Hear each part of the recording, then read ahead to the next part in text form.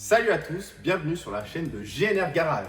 Aujourd'hui, on se retrouve pour faire la révision totale de cette petite Polo. Elle est passée au contrôle technique, c'est validé, la petite vignette est sur le pare-brise. Ça, c'est parfait, mais il faut faire des choses. Alors, ce que j'ai déjà fait sur la voiture, hors caméra, bien sûr, je l'ai fait en live TikTok. Je vous mettrai des petits, soit des liens, soit des petites vidéos indentées de ce que j'ai fait. Donc j'ai nettoyé le boîtier papillon qui était totalement encrassé. J'ai changé les injecteurs par des injecteurs exactement les mêmes mais nettoyés. Et j'ai changé les bougies. Donc voici les bougies. Donc j'ai tout là, hein, évidemment. Donc les bougies, j'ai pas le boîtier papillon. Je vous mettrai une image de comment il était encrassé. D'ailleurs mes doigts sont encore payent de ce décrassage parce que je l'ai fait dans la semaine le décrassage. Donc voilà les injecteurs. Donc là j'ai les trois hein, parce que c'est un 3 cylindres. Évidemment, ils sont complètement, peut-être pas encrassés je dirais, mais en fait le problème de cette voiture, ce que me disait ma copine, c'est que la voiture calait. Pour rien, elle calait. Genre, tu faisais une marche arrière, tu mettais la marche arrière, tu accélérais un peu, tu gérais ta marche arrière, tu lâchais l'accélérateur, boum, cale. Donc en fait ça c'est un problème de boîtier papillon encrassé parce que le boîtier papillon il doit toujours laisser un petit jour. Et si ce jour est bouché, ça étouffe le moteur et ça cale. Ce qui s'est passé, on le sait très bien, c'est que cette voiture avait un boîtier éthanol et les gens qui avaient la voiture ne roulaient pas l'éthanol et mettaient du coup du samplon 95 ou 98, je ne sais pas. Et ce qui se passe, c'est que vu que le boîtier éthanol fait que la voiture consomme plus d'essence, donc ça injecte plus d'essence, donc si tout l'essence n'est pas brûlé, cela encrasse le moteur parce qu'il y a une vanne EGR dessus. Donc s'il y a la vanne EGR et que tu as une surconsommation d'essence, tu encrasses ton moteur. C'est ce qui s'est passé. Donc si vous avez un boîtier éthanol, roulez 100% éthanol. Sinon, enlevez le boîtier et roulez au samplon 95. Et puis de toute façon, pour mon expérience personnelle, je ne roulerai pas à l'éthanol. Occupé de l'essuie-glace. On ne voit pas ici, mais toute cette zone-là, ça n'est plus essuyé par l'essuie-glace. J'ai pris du coup du Valeo. Voilà. Je m'en fous de la marque, en vrai, ça coûte 5 balles. C'est pas l'essuie-glace les plus chers du monde. Pourquoi il y a un boîtier en plus? Alors, voyons, c'est quoi ça? Ok, ah ok. Il y a plusieurs clips différents parce que, à mon avis, ça doit être pour plusieurs types d'essuie-glace. Ok, donc moi c'est celui-ci. Ah ok. Ok, système un peu bizarre. Tu tires, tu refermes, tu sécurises en fait. Et à mon avis, c'est pas du tout le même système là-dessus.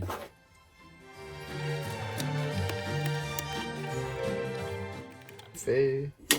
Et voilà. Donc c'est fait. L'essuie-glace colle parfaitement.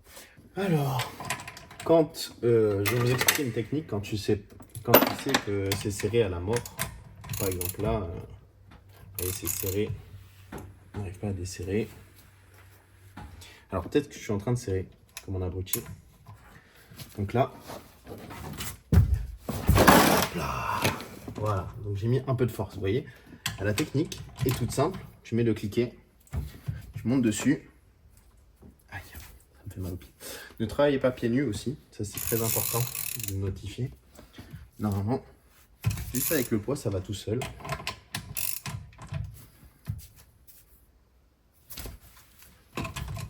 Hop.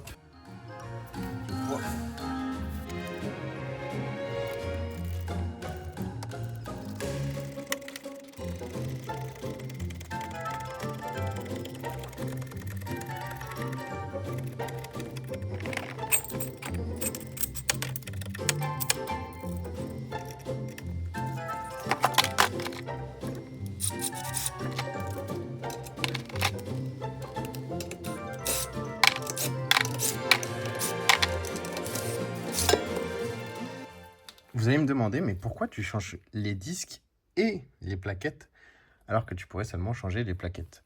En fait, là, il y a une lèvre, les gars. Genre vraiment une belle lèvre. Genre de 3-4 mm. Bref. Et donc, ça veut dire que le disque est en fin de vie et qu'il faut le changer. Ah, je viens de découvrir qu'il n'y a pas de... What the fuck? Le disque, il n'est pas maintenu. Il n'y a pas de vis de maintien. Ou alors, elle a cassé.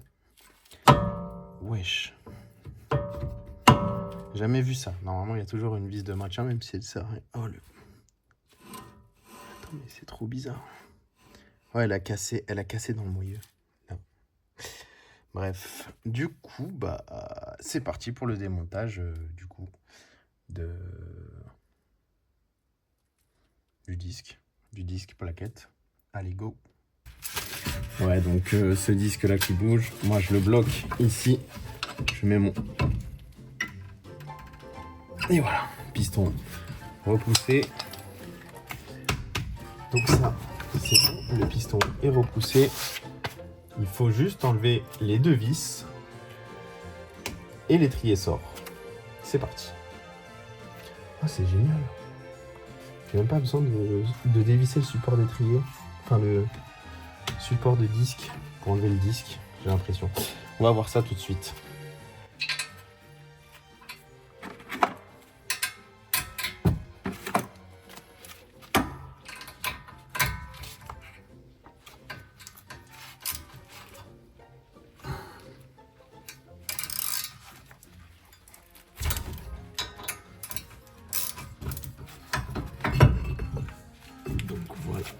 Trier.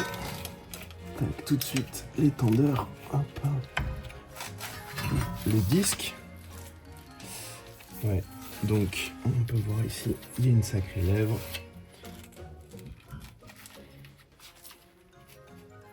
Vous avez encore un peu de marge, mais bon. Ah ouais. On peut voir ici une usure pas du tout uniforme. Donc celle de la plaquette extérieure, c'est beaucoup plus usé que la plaquette intérieure. Donc le disque, malgré tout, ça peut jouer des tours. Enfin, le fait que le disque bouge comme ça, à mon avis, ça doit jouer des tours. Les gars, victoire en forçant avec, je sais plus où j'ai mis mon tournevis. Mais voilà, j'ai réussi à enlever du coup l'ancienne truc là. Voilà, elle a complètement été explosée. Voilà, je comprends pas comment on peut exploser des vis. Donc le nouveau disque est mis en place. Désolé, ça a coupé la caméra, elle est en surchauffe. Donc là, ici, on a une plaquette avec le capteur ABS. Donc c'est pour le côté droit. Oui, bien sûr, je graisse pas. Hein. Ouais, on s'en fout. On s'en fout de ça. Hop. Ouais, je galère. C'est la première fois, les gars, que je fais ça. Ouais, j'ai déplacé la lumière pour me mettre ici parce que je voyais rien du tout. Bref. Tout ça pour vous faire une update. Donc là, j'ai pratiquement réussi.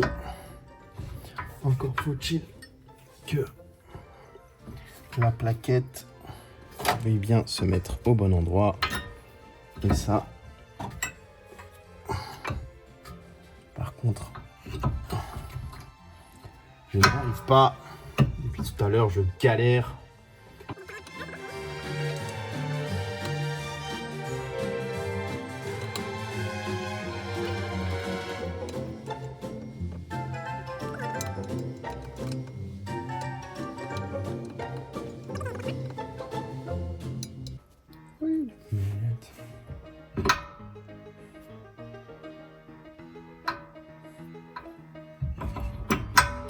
C'est peut-être pour ça en fait que je galère depuis tout à l'heure.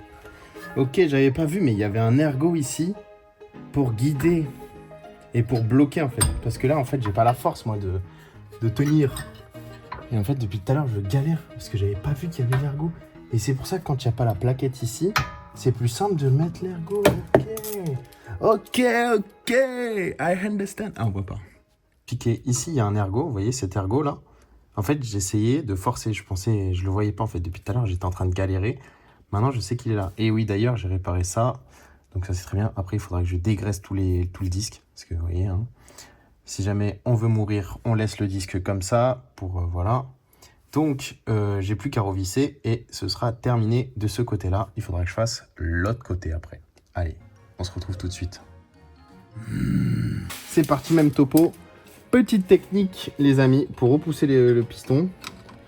Vous n'avez pas l'outil spécial, repousse piston, vous faites ça, vous mettez le tournevis dans le disque et vous poussez. Ça va gripper au début, mais ne vous inquiétez pas.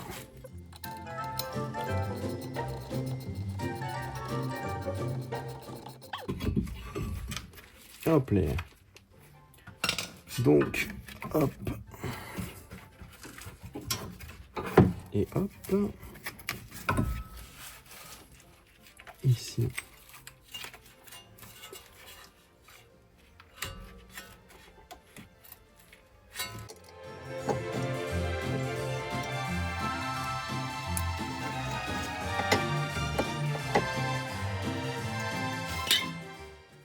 Ensuite, aucun nettoyage nécessaire. Nous, on est là en mode schlag. Ouais, nanana.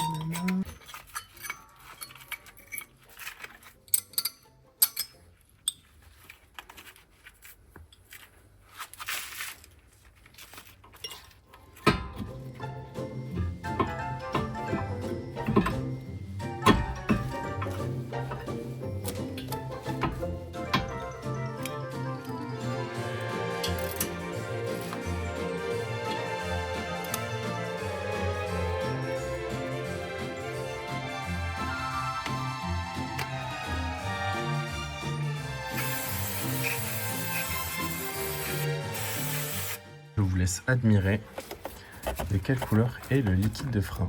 Voilà. Donc, il était peut-être temps de le changer, quoi. C'est noir.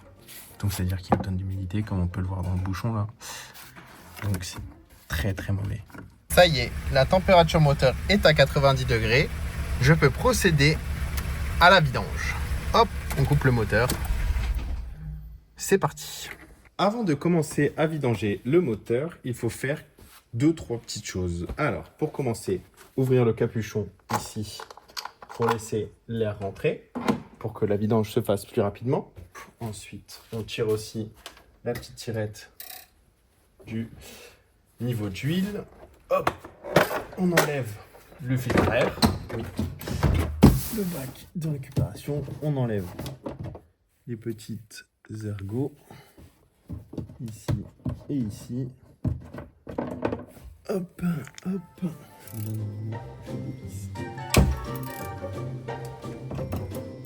Et voilà. Donc c'est ici. Comme ceci.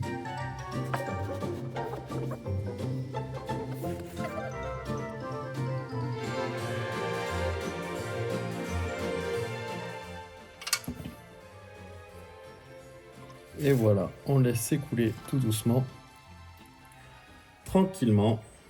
En ce qui concerne le filtre à huile, je n'ai pas la clé du coup de énorme, là, je sais pas quoi là. Donc on utilise une clé à tuyauter. Et de toute façon, ça se dévisse tout seul, hein. Évidemment. Vous voyez. Hop, hop, hop. Petit filtre Febi. Est-ce qu'ils m'ont mis le joint? Ouais, ils m'ont mis le joint avec, c'est parfait. Bien sûr, on dévisse tout. Donc déjà, on va enlever l'ancien filtre à huile. Hop, tournevis, on enlève ça. Hop, hop. Et voilà. Il n'y a pas de sens, a priori. Donc là, on le clipse. Hop. Allez, c'est reparti sur la voiture. Et voilà, il n'y a pas besoin de plus. C'est un filtre à huile. On va mettre le nouveau bouchon de vidange avec son joint. Donc, joint en cuivre. Juste ici. Hop, s'il veut bien faire la mise au point. Donc, joint en cuivre. Hop, sur la vis. Tac. Alors, il faut faire gaffe avec les joints en cuivre. C'est à usage unique. C'est-à-dire que une fois que vous avez vissé et que vous desserrez, c'est terminé, il faut le changer. Tac. On n'a pas envie de perdre de l'huile sur la route. Voilà. Là, on est bien.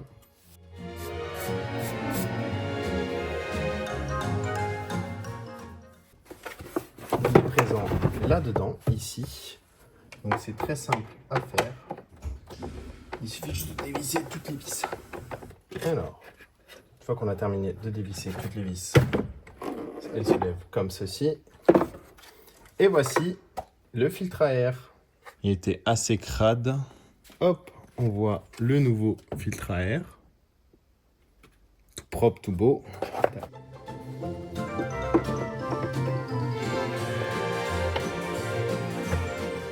Avant de pouvoir remettre en huile le moteur, il faut la mettre sur ses roues. Donc je vais le faire. Allez, c'est parti.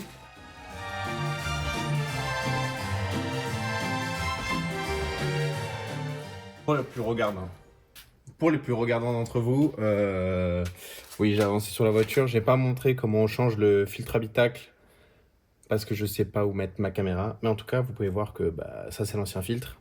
D'ailleurs, il a été monté à l'envers parce que normalement, airflow dans ce sens-là, c'est-à-dire que toutes les herbes devraient se trouver de ce côté-là. Bon, après, il n'y a pas de sens en vrai de vrai. C'est écrit airflow, mais ça ne change rien à la donne. Motul Synergie 540. Est-ce que vous pensez que je suis un professionnel de la vidange ou pas? Hop là, pas à côté. C'est pas magnifique ça?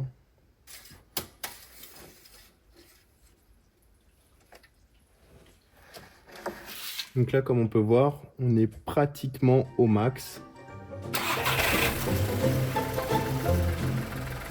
Comme on peut voir, on doit rajouter un tout petit peu d'huile. Stop. Voilà. Et là, c'est parfait. C'est pas presque bon, c'est parfait. Quelle fin de tournage. Je suis cracra au possible. Mais avant que la voiture puisse reprendre la route, il faut que je serre au couple les roues, c'est-à-dire 120 Newton. Merci à tous d'avoir regardé cette petite vidéo. J'espère qu'elle vous aura appris, ne serait-ce que de changer des freins. Bref, je vais faire un test de route. La voiture est vidangée, filtre à air, filtre à huile, filtre habitacle changé, frein vérifié et changé, plaquette pareil, disque plaquette, la totale, liquide de frein changé, normalement, ne me faites pas mentir. Et donc, on se retrouve pour une prochaine vidéo. A plus les bus!